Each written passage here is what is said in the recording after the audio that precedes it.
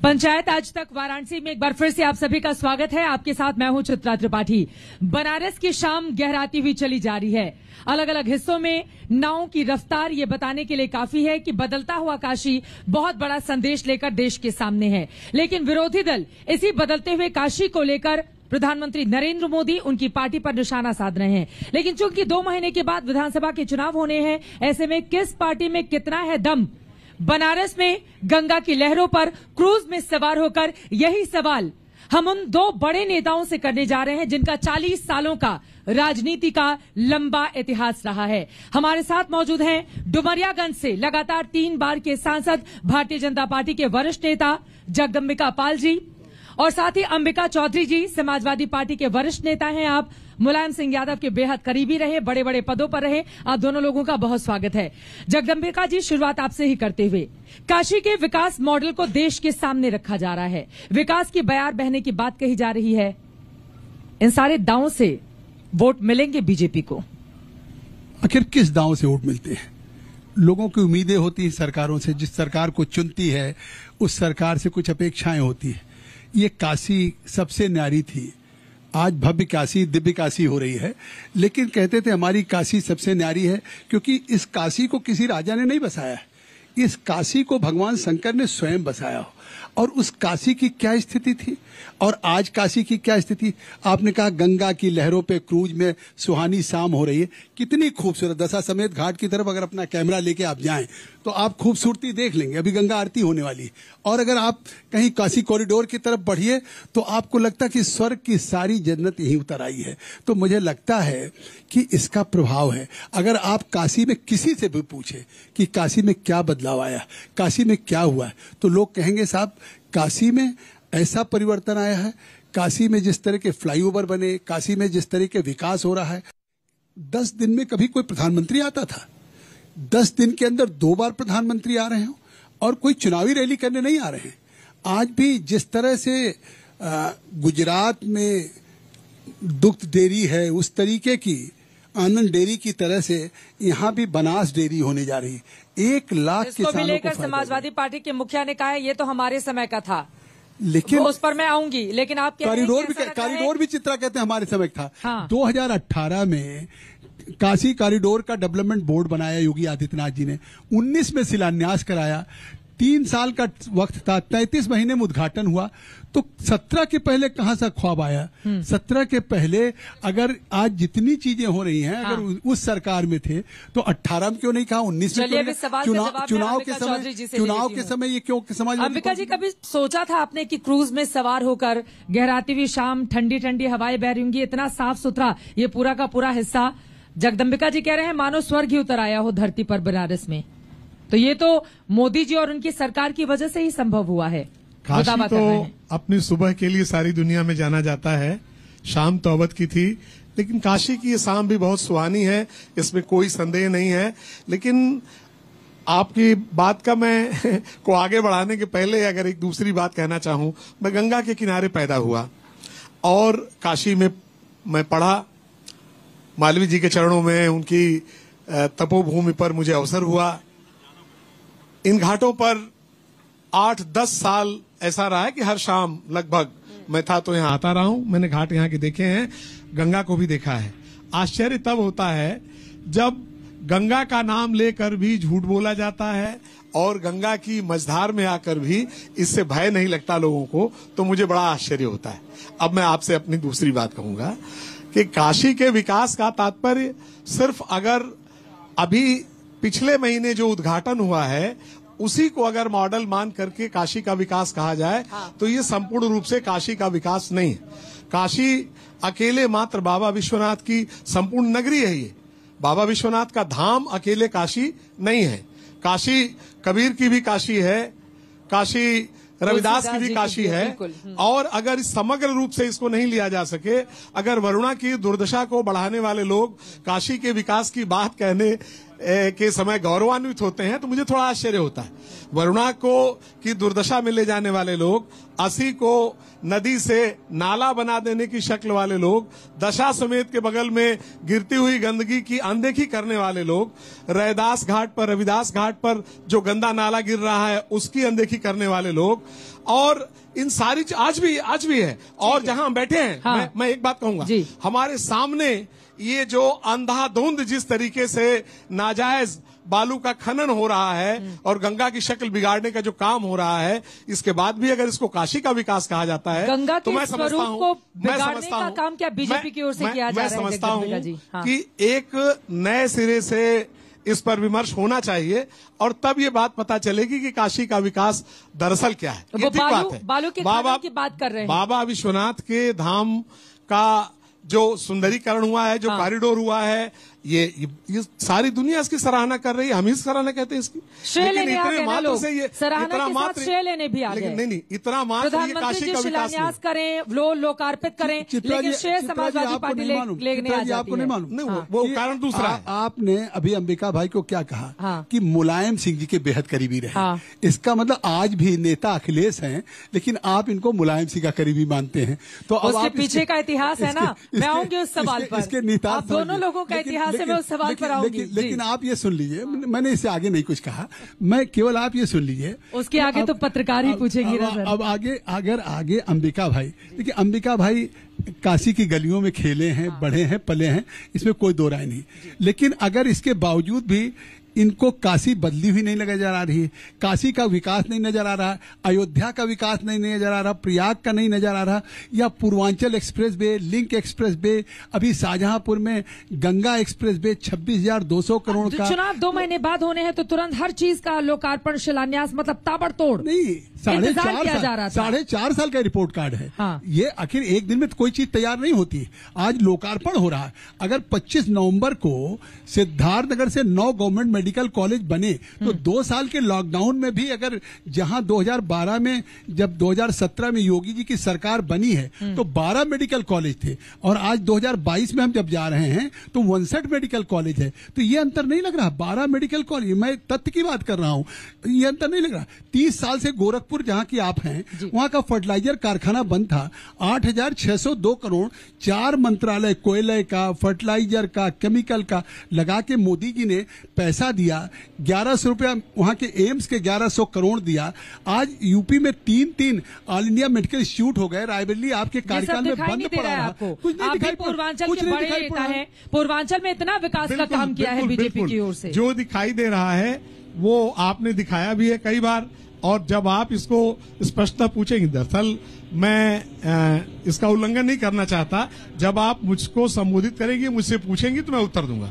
इसलिए पूर्वांचल का जो विकास है ना, फर्टिलाइजर, मैं बताना चाहता हूं फर्टिलाइजर हाल ही में प्रधानमंत्री 64,000 यहाँ 25 नवंबर को मैं बताना चाहता हूं कि जिन बातों का आपने उल्लेख किया है, उन तथ्यों के उल्लेख का तो मैं अनादर नहीं कर रहा हूं, लेकिन प्रश्न सिर्फ यह है कि आप जिस सिलसिलेवार जिन बातों को बताते चले जा रहे हैं उसकी नींव कहां है।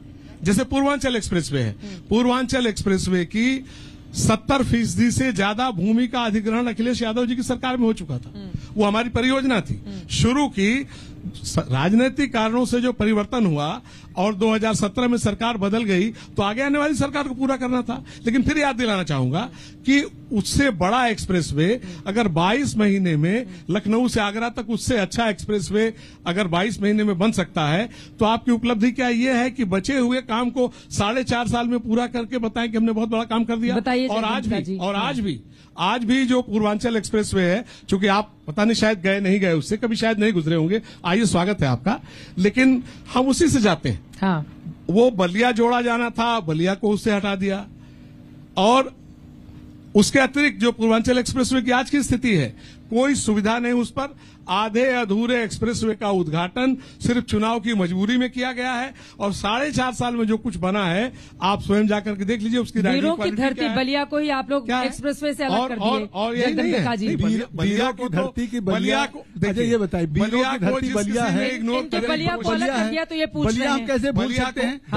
आज अगर वीरों की धरती मंगल पांडे की धरती रही तो चंद्रशेखर जी की भी धरती है। आज उनके वंश से नीरज जी हमारे साथ हैं, तो बलिया हमारे साथ बलिया मेरे दिल में है। बलिया क्रांतिकारी धरती है और बलिया में आज आप देखते होंगे कि मुख्यमंत्री योगी जी स्वयं बलिया में जाकर के जिस तरह से विकास की परियोजनाएं की, और आपने कहा एक पूर्वांचल एक्सप्रेस वे कब तक बलिया पर जाएंगे तो लोग कहते हैं सड़कें बड़ी खराब है। अभी लोग यही बताते हैं, बलिया के लोग मुझसे मिलते हैं तो बोलते हैं सड़कें बहुत खराब है। अगर आप इनकी बात करने लगे, क्रांतिकारियों का अपमान न कीजिए, आपको निष्पक्ष लोग उत्तर प्रदेश की सड़कों को लेकर, बलिया को लेकर, मैंने कहा बलिया को लेकर लोग पूछते हैं सवाल, बोलते हैं कि नेताजी तक हमारी बात पहुंचा दीजिएगा। तो आप नेताजी मिले हैं, इतने वरिष्ठ सांसद हैं, हमने पहुंचा दिया आप तक उनकी बात। अच्छा ठीक है, लेकिन आज उत्तर प्रदेश की सड़कें आप मोटरसाइकिल पे चल रही अंतर नहीं लग रहा, या फिर उत्तर प्रदेश की हाईवेज पे चल रही अंतर नहीं लग रहा। आप अगर सिद्धार्थनगर गई होंगी या गोरखपुर से आप कहीं जाइए, किसी एक एक्सप्रेस वे को, ठीक है इनकी सरकार में बना था, बनारस से, अब कह लेने दीजिए, कह लीजिए, मतलब लखनऊ से आगरा से दिल्ली एक एक्सप्रेस वे बना इनके में, मतलब ताज एक्सप्रेस वे।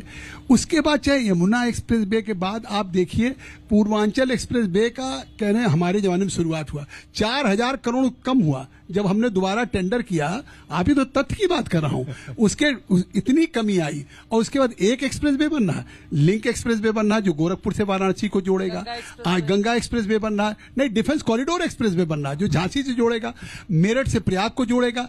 आज पूरे उत्तर प्रदेश में एक एक्सप्रेस वे 5 साल में आपके था, आज 8 एक्सप्रेस वे बन रहे हैं, आज 5 इंटरनेशनल एयरपोर्ट हो गए, 3 एम्स हो गए हैं, 59 मेडिकल कॉलेजेज हो गए। मैं कितना आपको गिनाऊं कि विकास की। ये बात तो सच है, डबल इंजन की सरकार होने का पूरा फायदा तो मिल रहा है। एयरपोर्ट देख लीजिए, कुशीनगर में कितने लंबे समय से इंतजार किया जा रहा था। लेकिन एक बात बताएं, कुशीनगर के एयरपोर्ट की बात आपने बहुत बढ़िया की। हाँ। कुशीनगर का एयरपोर्ट संपूर्ण रूप से अखिलेश जी के कार्यकाल में पूरा ही हुआ था और उद्घाटन करने का काम, फीता काटने का काम पैसा जो देगा बनवाए हम, फीता आप काटिए। देखिए पैसा जो देगा श्रेय तो उसी को जाएगा ना चित्रा जी। हाँ, पैसा इन्होंने नहीं दिया, पैसा तो अखिलेश यादव जी की गवर्नमेंट ने दिया। हाँ। नहीं देखिए इंटरनेशनल एयरपोर्ट का पैसा भारत सरकार देती है, अखिलेश हंस रहे हैं। नहीं उनको बताइए इंटरनेशनल एयरपोर्ट का पैसा भारत सरकार से आता है कि उत्तर प्रदेश से आएगा? मैं बता रहा हूँ, एयरपोर्ट का मैं बता रहा हूँ आपको, सिविल एविएशन देता है, सिविल देखिए ऐसा है, आप तो संसदीय कार्य मंत्री भी रहे हैं और चीजों में पारंगत रहे हैं। मैं बता रहा हूँ ऐसा देखिए आज तक पूरा देश देख रहा है। अगर आप ये कह देंगे इंटरनेशनल एयरपोर्ट अखिलेश जी ने दिया तो लोग जो और चीजों का दावा कर रहे हैं, और चीजों का दावा कर रहे हैं, कहेंगे कि फिर मैं पूरी तरह बात बता रहा हूँ, फिर फंस न जाए आप। नहीं मतलब बताइए, आप कहेंगे कि ऐसा है, पैसा अगर अखिलेश जी ने आप निश्चिंत रहिए, मेरे का पैसा फर्टिलाइजर का पैसा, मैं सब अखिलेश सरकार नहीं आया, मैं आप फंसने फंसाने नहीं आया हूँ। मैं गंगा के इस धारा के बीच में आप सत्य तो बोलने आए हैं, करना चाहते आप सत्य तो बोलने आए हैं। नहीं सत्य बोलिए, देखिए सत्य बोलिए, हाँ सत्य तो बोलिए। कुशीनगर अंबिका भाई आप में एक खास बात थी कि आप हमेशा सत्य बोलते थे, तो आज ठीक है कोई बात नहीं। अवसर दे मैं बताता हूँ, आप अवसर दे मैं बताता हूँ। कुशीनगर का एयरपोर्ट अभी बदल गया, कुशीनगर का एयरपोर्ट पूरी तरह से विकसित हुआ अखिलेश यादव जी की सरकार में, और उसका सारा पैसा दिया उन्होंने, लैंड एक्विजिशन से लेकर के उसके चुनाव की मजबूरी है कि बदल गए हैं, सुन तो ले, कि दिल मिला कि नहीं मिला, आप सुन तो ले, मतलब अब आप समझ सकते। मैं आपके लिए आऊंगी उस सवाल पर, आऊंगी पास। आपके मन में ये सवाल है कि मैं आपसे जरूर पूछूं। मैं बताऊं निश्चय बताऊं, कोई दिक्कत नहीं, पर्दे कोई सवाल ही नहीं। कुशीनगर के एयरपोर्ट के लैंड एक्विजिशन से लेकर के उसके डेवलपमेंट तक का सारा काम माननीय अखिलेश यादव जी की सरकार में हुआ।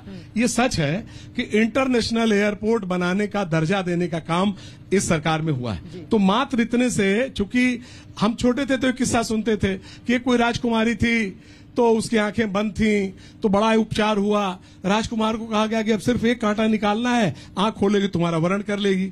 इसी तरीके से एक कांटा उसकी आंख से निकाल के उसका वरण कर लिया। तो इतनी सी बात है, बाकी उस एयरपोर्ट को बनाने में वो अखिलेश यादव जी का विजन था, और जिस तरीके से उन्होंने उसके विकास की बात सोची कुशीनगर को, चूंकि बौद्ध धर्मावलंबियों के लिए कुशीनगर में एयरपोर्ट का होना इतना महत्वपूर्ण था, और इंटरनेशनल एयरपोर्ट का तमगा जरूर आपके जमाने में मिला है, इतने के लिए आप उसको उसकी पैदाइश से ही अपना कह लीजिए तो बात अलग है, ऐसा नहीं। चित्रा जी, जो सच है वो है। अगर अब जाके फंक्शनल हुआ एयरपोर्ट तो बनने में 2-3 साल टाइम लगा होगा ना, और 4.5 साल की सरकार हो गई, तो इसका मतलब है कि इनकी सरकार की योजना नहीं है। हमारी सरकार आई होगी, उत्तर प्रदेश के योगी आदित्यनाथ जी ने प्रस्ताव दिया होगा, प्रधानमंत्री जी चुनाव में आए थे, उस समय 2014 में वायदा कर गए थे कि अगर केंद्र में भाजपा की सरकार बनेगी तो हम जो इस पूरे पूर्वांचल की पहचान है फर्टिलाइजर का कारखाना, जिससे बिहार को यूरिया जाता हो, नेपाल को जाता हो, उत्तर प्रदेश को, उसको करेंगे। कोई छोटा काम नहीं था। 15वीं लोकसभा में भी हम लोग प्रयास कर रहे थे, लेकिन उसके बाद एम्स की बात आई। एम्स में भी 1200 करोड़ लगना था। आज एक दिन में 10,000 करोड़ का प्रोजेक्ट का उन्होंने उद्घाटन किया। आप देखिए 64,000 करोड़ का 25 नवंबर को, ये आप लोग उल्लेख करें कि 10 दिन में दूसरी बार आ रहे हैं। अगर आप एक महीने के अंदर सोचिए तो तीसरी बार आ रहे हैं। 25 नवंबर को भी यहाँ आए थे, जिस दिन मेरे यहाँ सिद्धार्थनगर आए थे, और उस दिन शाम को यहाँ उन्होंने 64,500 और आएंगे। चुनाव जब तक है तब तक हर हफ्ते में 2-3 बार आएंगे, आना पड़ेगा। आपके मुख्यमंत्री तो 5 साल जाते नहीं थे जिलों में। हमारे मुख्यमंत्री तो हर जिले में योगी जी 10-10 बार जा चुके हैं। ये कम से कम बड़ी बात है। क्या बात आप कर रहे हैं? लखनऊ थोड़ी सरकार चलती है। अभी हफ्ते में 3-4 बार। कोविड में भी जब लोग घरों में ट्वीट कर रहे हैं, हफ्ते में 3-4 बार आने से समाजवादी पार्टी डर रही है क्या? बिल्कुल नहीं। मोदी जी आ जाएंगे, मोदी वर्सेस अखिलेश हो जाएगा, और मोदी लहर में 2014 के बाद काफी है। अभी योगी जी ही काफी है। भारत सरकार की योगी जी ही काफी है। पूरी कैबिनेट, योगी जी ही काफी, पूरी कैबिनेट हाँफ रही है उत्तर प्रदेश में, हाँफ रही है। वो चल नहीं रही है, दौड़ हाँफ रही है।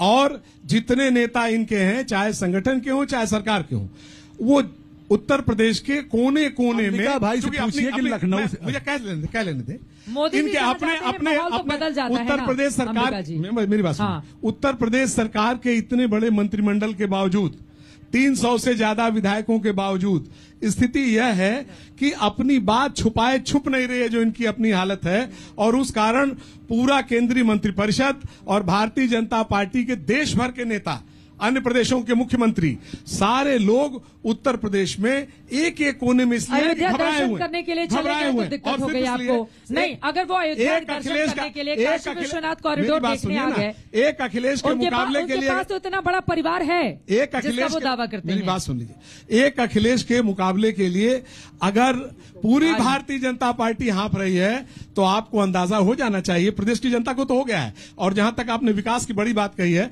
हम तो काशी में हैं और दशाश्वमेध घाट के सामने ये बात आपसे कहना चाहते हैं कि 2014 में मोदी जी ने बहुत सारी बातें कही थी। बनारस में क्योटो बनाने की बात कही थी। ये क्योटो कितना, आप तो क्योटो गए हैं, मुझे भी अवसर हुआ है, लेकिन इसको क्योटो बनाने की बात, ये वादा कहां चला गया? कितनी जल्दी बन पाया क्या? कितनी जल्दी ये बात बनारस क्योटो बन पाया? और मैंने बताया ये गंदे नाले जो गिर रहे हैं, बीजेपी के नेता हाफ रहे हैं, अखिलेश के सामने डर गए हैं सब लोग। चित्रा जी, जरा इनके ज्ञान को बता दीजिए कि मोदी जी जिस दिन से प्रधानमंत्री बने हैं, नॉर्थ ईस्ट के जो स्टेट्स हैं, चाहे आसाम हो, मेरी बात सुन लीजिए, मेघालय हो, अरुणाचल हो, नागालैंड हो, केंद्र के मंत्रियों को ये एक निर्देश है कि उस नॉर्थ ईस्ट के विकास के लिए हर मंत्री को महीने में एक बार जाना होगा। तो हमारे सरकार की नीति है कि हम नॉर्थ ईस्ट, जहां कभी कोई सालों न प्रधानमंत्री जाता था न कोई मंत्री जाता था, वहां जा रहे हैं। उत्तर प्रदेश तो हमारे लिए महत्वपूर्ण प्रदेश है, और जिस प्रदेश को महत्वपूर्ण बनाए, पहले कहाँ विकास होता था? सफाई में। क्षमा करिएगा, मैं कोई नहीं कह रहा हूं, कोई चीज जाती, हमें रस्क होता था कि एम्स बनेगा तो सफाई में बनेगा, इंटरनेशनल स्टेडियम बनेगा। मतलब गांव में हम कहते थे आगरा में बना दीजिए, तो मैं विधायक था, लेकिन नहीं। कहाँ बना सफाई में? नहीं बना, एम्स बना।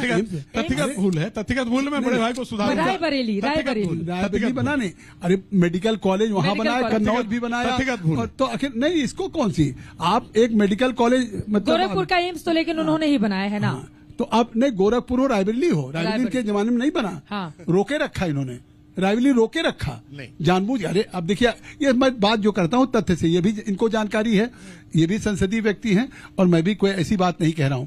और जहां तक आप क्योटो की बात कर रहे हैं, आप बताइए कि प्रधानमंत्री बहुत हुए, कभी किसी ने अपने संसदीय क्षेत्र में इस तरीके से आते देखा है? और इतना जनता के साथ लगा हो कि रात को 12 बजे स्टेशन जाएं, ये कल्पना करते? मुख्यमंत्री जी कभी गए हो तो बता दीजिए। ये तो सच बात है। अखिलेश जी कभी किसी स्टेशन, 1:30 बजे रात को अगर दिखाई दे रहे हैं रेलवे स्टेशन पर, और साफ सफाई भी नजर आ रही है, वो लोगों से बातचीत कर रहे हैं, तो ये तो अच्छी बात है ना कि वो सांसद शहर के लोगों के बीच जा रहे हैं। बहुत अच्छी बात है, लेकिन एक बात कुछ तो अच्छी मान लो, कुछ तो अच्छा। बहुत अच्छी बात है, मैं तो जो आपकी अच्छी बात होगी मान लूंगा, सुन ले, मैं ऑनएयर अच्छी बात मान लूंगा, बहुत अच्छी बात है। लेकिन एक बात बताइए, अब आपसे ये भी आंकड़ा चाहूंगा, एक हफ्ते में 2 बार आए, 4 वर्षों में कितनी बार आए, ये जरा बता देते तो उससे ज्यादा ये औसत बढ़िया, हर 3 महीने 4 महीने आते रहे। मैंने कहा नहीं, आप 4 वर्षों का औसत अगर बता देंगे। चित्रा जी के पास सबका रिकॉर्ड होगा। बात सुन लेना, हाँ बिल्कुल रिकॉर्ड है। और मैं ये कहूंगा कि चित्रा जी अपने कार्यक्रम में जब आगे ये पूरा आंकड़ा लेके बता दें, आप बता देना। मैं तो कहता हूँ 4 वर्षों में कितनी बार आए आप बता देंगे तो औसत पता चल जाएगा। और एक बात और बता, सुनिए, पार्लियामेंट ये मैं कह सकता हूँ 20 गुना ज्यादा योगी जी काशी आए होंगे। सुन ले सफाई जितना मेरी बात तो सुन ले, मेरी बात सुन ले। मोदी जी आज काशी ऐसे बनेगा। 2019 आज मुख्यमंत्री जी स्वयं 2019 के चुनाव में शायद इतनी परेशानी में नहीं थे जितनी परेशानी में आज उत्तर प्रदेश के विधानसभा के चुनाव में। इस समय विकास की बात हम कर रहे हैं, इलेक्शन की बात ही नहीं कर रहे हैं। और आज इलेक्शन की बात कहाँ हो रही है? ये तो विकास की बात पे पहले कर लो। मैं विकास की बता रहा हूँ, मैं विकास की बात बता रहा हूँ। हर हफ्ते में 2 बार आने की बाध्यता है। उनके गृह मंत्री को हर हफ्ते में 2.5 बार आने की बाध्यता है। उनके रक्षा मंत्री को आने पे भी शिकायत, और प्रधानमंत्री, गृह मंत्री, मुख्यमंत्री आ रहे हैं, इसकी भी शिकायत। मेरी बात सुन ले, आपने सुन ले। और इतनी जो त्वरा है और इतनी जो अचानक उभरी हुई जो मोहब्बत है, ये अनायास होती नहीं है, चुनाव के समय हो जाती है। क्योंकि चुनाव के समय इतनी चुनाव, और मैं आ जाती हूँ। लोग कहेंगे कि समय खत्म हो रहा है, वो सवाल रह जाएगा। और जो डबल इंजन का मामला, मैं एक बात करी ली, इसी 2021 में आपकी भी तो चुनावी मोहब्बत जगी है। अब राजनीति में आ जाने दो, आपकी भी तो चुनावी मोहब्बत जगी है अखिलेश के लिए। 2017 में आपने भी छोड़ दिया था कि हार जाएंगे कौन जाए उनके साथ, बीएसपी में आप चले गए। अभी किसके ठीक पहले आप आ गए। ये छोड़ते नहीं, कुछ मजबूरियां रही होंगी, कुछ मसला जो कातिल को मसीहा समझा, नहीं तो ये समाजवादी पार्टी के नवरत्न थे। चाहे एमएलसी का चुनाव हो, राज्यसभा हो, पार्टी में अगर हम लोग तो विपक्ष में थे, भावुक भी हो गए थे। अगर कितना गतिरोध हो, उस सदन को चलाने में इनका बहुत महत्वपूर्ण दायित्व। तो ऐसा नहीं, कौन सी राजनीतिक मजबूरी थी वो तो नहीं बताएंगे, आप ही बता दें। अगर कातिल को इन्होंने मसीहा समझा, अगर कातिल को मसीहा अगर समझा तो कोई मजबूरियां मसलहतन रहा होगा। अब वो पूछ सकते हैं कि भाई क्यों बहन जी के पास गए, लेकिन मैं ये नहीं कह सकता हूं कि ये कोई खुशी से पूरे जीवन रहते हैं। इनके लिए पद कोई बहुत गोल मोल बातें जगदम्बिका जी आप भी कर रहे हैं ना, यहाँ पर दोस्ती निभा रहे हैं आप। अब दोस्ती तो है ही है, वो दोस्ती रहेगी, लेकिन तो बताइए ना कि क्या वजह थी। दर्शक कैसे समझेगा कि क्या मजबूरी थी, कौन कातिल कौन मुंसिफ। मैं कह रहा हूँ इतनी बात मैंने कह दी। अब ये बताइए, अब इसके आगे इनको कह देना चाहिए। अच्छा ये बताइए कि चचा ही क्यों अलग हो गए, और चचा भतीजे अगर अलग हुए और जिस तरीके 4.5 साल का सलूक किया, साथ में आ गए। अब तो देखिए आप मुझसे पूछे मैं उत्तर दूं। जब है ना चुनावी मोहब्बत, वो अगर चुनाव के दौरान अपने संसदीय इलाके में आ जाएं तो कहेंगे चुनाव के ठीक पहले ही मोहब्बत क्यों जगती है। अरे आप भी 40 सालों का राजनीति का आपका अनुभव, समाजवादी इतने बड़े नेता, आपको भी 17 में जाना पड़ा था, और जब लगा कि चुनावी मोहब्बत अब अंदर आ रही है तो 2021 में फिर सभा में आ गए। मैं आपको स्पष्ट कर दूं, मैं आपको बिल्कुल स्पष्ट कर दूं इस सवाल पर कि जब मैं आया जिस दिन, उस दिन भी मैंने कहा और आज पुनः स्पष्ट करना चाहता हूं कि मैं किसी व्यक्तिगत महत्वाकांक्षा के साथ कोई टिकट मांगने या कोई पद मांगने की दृष्टि से पार्टी में नहीं आया हूं। मेरे आने के मेरा जो रिश्ता है वो पहले भी भावनात्मक था, आज भी भावनात्मक है। जाने की जो भी वजह रही हैं वो कोई वजह ऐसी नहीं है जिसका उल्लेख मैं आपके सामने कोई अपना परिवार छोड़ के चला जाए और आप उसको हल्के में कहेंगे कि नहीं उसको ज्यादा गंभीरता से नहीं लिया जाए। आप मुझे बोलने देंगी तो मैं इसको स्पष्ट करूंगा। वो एक ऐसी स्थिति थी जिसका उल्लेख कर पाने में मुझे आज भी कठिनाई होगी कि मैं उसका उल्लेख नहीं कर सकता, और उसमें मैं अपने और उसको छोड़ दीजिए, मैं अपने पार्ट पर छोड़ दीजिए। देखिए मैं अपने पार्ट पर बड़प्पन है, छोड़ दीजिए। कि मेरे लिए अपनी जिंदगी में जो सबसे दुखद पल रहे होंगे उसमें से एक दुखद पल रहा होगा जब मैं छोड़ करके गया। लेकिन मैं ये कह सकता हूँ, मैं ये कह सकता हूँ कुछ पाने के लिए नहीं गए थे। ये मैं कह सकता हूँ कुछ पाने के लिए नहीं गए थे, सम्मान बचाने के लिए गए थे। मैं अंबिका भाई के व्यक्तित्व को जानता हूँ, मैं आभारी हूँ आपका। मैं कोई पद पाने की लालसा से राजनीति में किसी उपलब्धि के लिए न गया था, न किसी राजनीति में किसी उपलब्धि के लिए आया हूँ। ये कभी भी तो हैं, ये शायर भी हैं, और जिसका दिल ये संवेदनशील है, आपको सुनाना पड़ेगा। संवेदनशील है, अगर शायद दिल अंदर है तब तो आपको सुनाना पड़ेगा। देखिए हमारी तो बाद में सुनिए, अभी जिस स्थिति में हम गुजर रहे हैं और जो सरकार कर रही है उन लाइनों में अपने आप परिभाषित हो जाएगा। उन लाइनों में परिभाषित हो जाएगा। आपको कुछ बताने की जरूरत नहीं, केवल 2 लाइन आपको कह दीजिए, अपने आप परिभाषित हो जाएगा। दर्द का बयां अपने आप छलक। अब या तो राज को राज ही रहने दो तो कोई बात ही नहीं, फिर तो हम कहते हैं चलिए ठीक। अगर अंबिका भाई नहीं कहना चाहते मैं कह रहा हूं आज जो स्थिति है पूरे प्रदेश में, उत्तर प्रदेश में जो कुछ हो रहा है, एक तरफा एक ढंग से जिसको जो चाहे उसको परिभाषित कर दीजिए, जिसको जो चाहे उसके लिए दंड सुना दीजिए, जिसको जो चाहे उस पर बुलडोजर चला दीजिए, और जो सबसे कहां ले गए, ये कहां ले गए? अरे सुन तो लीजिए, वो पूछ रहे हैं आपके दर्द की बात पूछ रहे हैं। शेर सुनिए ना, अरे अब शेर सुनिए। राहत इंदौरी ने कहा कि मुंसिफ भी तुम, वकील भी तुम, गवाह भी तुम, कातिल भी तुम, दलील भी तुम, जिसको चाहो हराम कह दो और जिसको चाहो हलाल कर दो। ये दौर है आज का। ये तो उनका जवाब हो नहीं। ये दौर है, जो सवाल पूछा वो जवाब तो हुआ नहीं। ये दौर है आज का। अब उन्होंने अपनी बात कही तो एक शेर आपको भी सुनाना पड़ेगा। ये दौर है आज का। आपको भी कुछ लाइनों में तो इनको जवाब देना ही पड़ेगा। कोई दर्द ही नहीं है, इसलिए कहाँ छलक के आएगा। हम तो जिंदगी इसी तरीके से, कोई दर्द नहीं है, कोई मलाल नहीं है, कोई मलाल नहीं, जिंदगी के साथ बहुत है। मुझे देखिए सबसे बड़ी बात है कि आज अंबिका बहुत दिनों बाद मिल गए। हाँ। और मिल गए, हम ऑन एयर हैं इसलिए बहुत बातें ये नहीं कह रहे हैं, लेकिन मैं समझता हूं कि आज अंबिका जी ने जो कह दिया वो अपने आप में काफी है। और मुझे लगता है कि उसका जवाब मैं क्यों दूं, लेकिन अब कहीं न कहीं एक ये मतलब बहुत अच्छा है कि सारी दिल की बातें आपने जगदम्बिका जी को बता के रखी हुई हैं। उनको सारी दिल की बात आपकी पता है ना? देखिए ऐसा है कि हम साफ दिल के लोग हैं, जो पूछेगा उसी को बताएंगे और जो नजदीक होगा वही जानेगा।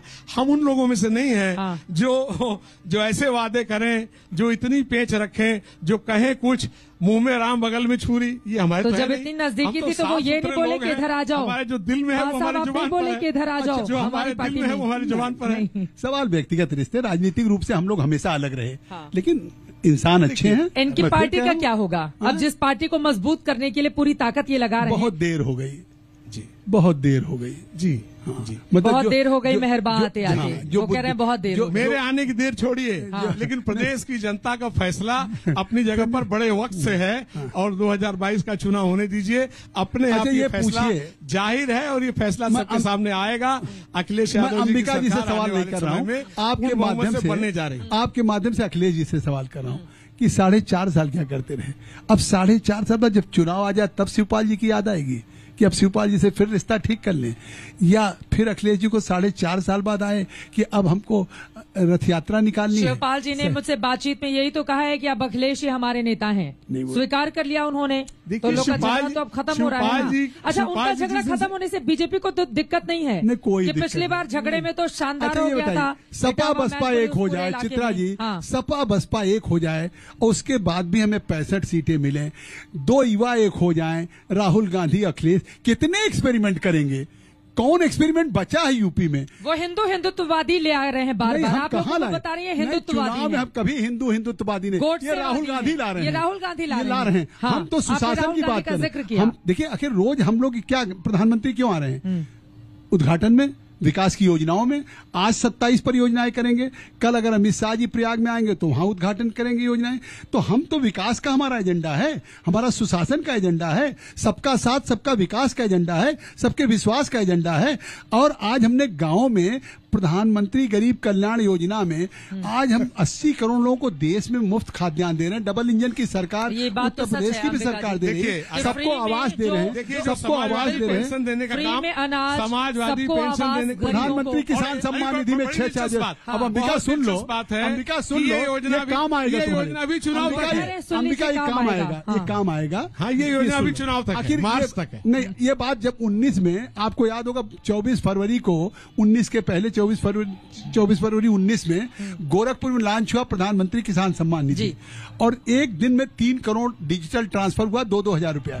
तो सब ने कहा ये 19 का चुनाव है और 19 का चुनाव खत्म होगा, क्योंकि 75,000 करोड़ किसान के खाते में सीधे डिजिटल माध्यम से जा रहा है, और चुनाव के बाद खत्म हो गया। 19 का चुनाव खत्म हो गया, 20, 21, 22, 3 साल हो गया, प्रधानमंत्री किसान सम्मान निधि चल रहा है ना। और पहले तो 2 हेक्टेयर का कैद था, अब चाहे अंबिका जी किसान हो, चाहे हम हो या गरीब हो, सब किसानों को चाहे बीज के लिए उन्नतशील, चाहे खाद के लिए, पेस्टिसाइड के लिए पैसा मिल रहा है। तो ये कहना कोई योजना हमने चलाई है, उस योजना को पूरा लेके जा रहे हैं। अब लाभ तो करें, किसानों की जो किसानों के प्रति जो दृष्टि है, किसानों की जो दृष्टि है, किसानों से माफी मांगने की आपको जरूरत पड़ रही है। ये हमारा बड़प्पन है। अच्छा, प्रधानमंत्री ने अगर कोई लागू किया पूरे देश में, मैं बताता हूँ, बड़प्पन नहीं है चित्रा जी।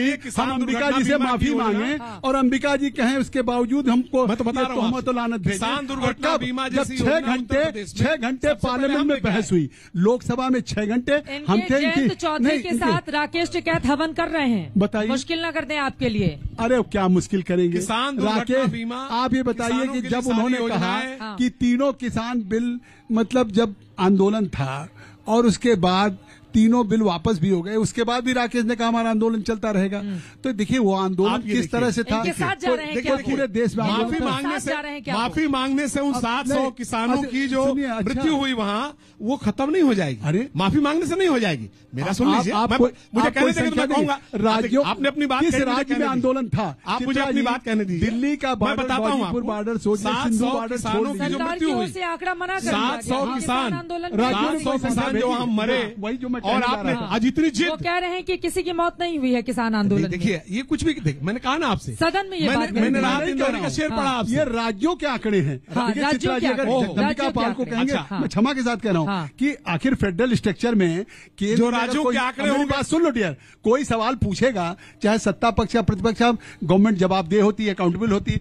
तो जब सवाल पूछा गया, तो जब सभी राज्यों से, चाहे पंजाब में कांग्रेस की सरकार हो या किसी राज्य में, राजस्थान में कांग्रेस की, सारे राज्यों ने किसी राज्य ने नहीं कहा कि किसान आंदोलन में एक मौत हुई। पंजाब में सरकार ने तो, पंजाब में सरकार ने मुआवजा दिया है सर, लेकिन यही तो दिक्कत हो गई। क्यों नहीं केंद्र में भेजा? देखिए, आप किसान आंदोलन में किसानों की मौत होगी, राज्य आंकड़े ले लेंगे, कहा जाएगा मौत नहीं हुई है। कोरोना में जिस तरह की तस्वीर हमने देखी, कहा जाएगा राज्यों ने आंकड़े नहीं दिए हैं, ऑक्सीजन में किसी इतनी बेशर्मी की बात बयान में कोई कह दे, मंत्री खड़ा होकर सदन में ऑक्सीजन नहीं मिली, मेरी बात सुने, बेशर्मी की बात। ऑक्सीजन, आप संसदीय हैं, ऐसा कहाँ बोलते हैं, ऐसा नहीं बोलते, मर्यादा ढंग से बोले। आप ये बताइए, मैं क्षमा प्रार्थना, मैं अपना ढंग ठीक कर लेता हूँ, मेरी बात सुनिए। धन्यवाद। प्रदेश के स्वास्थ्य मंत्री कहें कि उत्तर प्रदेश में ऑक्सीजन की कमी से किसी की मृत्यु नहीं हुई।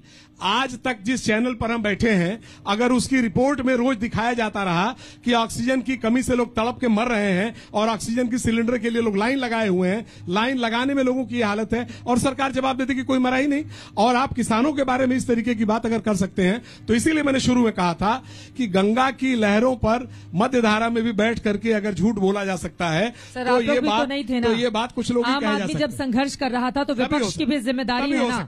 अगर यहाँ पर सरकार आप लोगों ने भी चलाई है, अंबिका साहब, जब लोग संघर्ष कर रहे हैं, बताइए, हमारी रिपोर्ट में हम विपक्ष को भी ढूंढ रहे थे, हमारी रिपोर्ट में हम ट्विटर के अलावा विपक्ष को भी ढूंढ रहे थे कि आम आदमी के साथ कौन खड़ा है। अखिलेश यादव अगर 4.5 साल ट्वीट करने के सिवाय मेरा एक वाक्य होगा, मैं अस्पताल में गए हूँ, एक उदाहरण बता दी, मैं क्षमा चाहता हूँ, बहुत बोलिए, बताइए एक अस्पताल बताइए, अस्पताल में एक वाक्य सुन लीजिए। हम लोगों ने संगठन ही सेवा है, जेपी नड्डा जी ने कहा, एक वाक्य सुन लीजिए, बस मैं बांटा, पीपी किट बांटा, लोगों को खाद्यान्न बांटा, एक वाक्य बोलूंगा, एक वाक्य बोलूंगा, कार्यकर्ता भी हम कोविड के दौरान निकलते रहे, मुझे एक वाक्य, 2 बार कोविड हुआ, मैं बता रहा हूँ, मैं बता रहा हूँ। अगर भारतीय जनता पार्टी की सरकार के स्वास्थ्य मंत्री दिखाया, स्वास्थ्य मंत्री, आज तक मैं अखिलेश यादव को कोविड के दौरान किसी अस्पताल में जाते हुए, मुझे मेरी बात तो कहने दें, आपकी स्वास्थ्य मंत्री अगर सदन में खड़े होकर कहते हैं वहीं ले जा रहे हैं, कोई एक व्यक्ति ऑक्सीजन की कमी से नहीं मरा, और आप जैसे जिम्मेदार नेता अगर ये कहना चाहते हैं कि किसान आंदोलन में 1 साल में जिस हालत में रहा उसमें किसी किसान की मृत्यु नहीं हुई, तो इससे बड़ा भी कोई तो इससे बड़ा कोई झूठ नहीं हो सकता है ना। आप लोगों को लग रहा है कि साल भर मेहनत मशक्कत तो लोगों ने किया, अरे वाह, नहीं, अब तो हमारे लिए बहुत फायदा हो जाएगा। किसानों के कंधे पर बंदूक रखकर चलाने की कोशिश विपक्ष की ओर से तो नहीं किया जा रहा है। मुद्दा है, इससे भी बड़ा अगर किसान धरने बैठ गया, उसके पीछे खड़े हो गए, उसके पीछे खड़े हो गए, वो पूछ जानते हैं कि अखिलेश जी बताइए अच्छा, कौन से एक अस्पताल बात में मैं गए पूछ थे? लूं, एक एक लाइन बात। में इससे बड़ा कोई झूठ नहीं हो सकता। चित्रा जी, महंगाई जैसा विषय है जिसको जनता से शायद जुड़ा हुआ हो। 193 में स्पीकर साहब श्री ओम बिरला जी ने उसको स्वीकार किया। 6 दिन तक लोकसभा के एजेंडे पे महंगाई पे चर्चा थी 193 पे।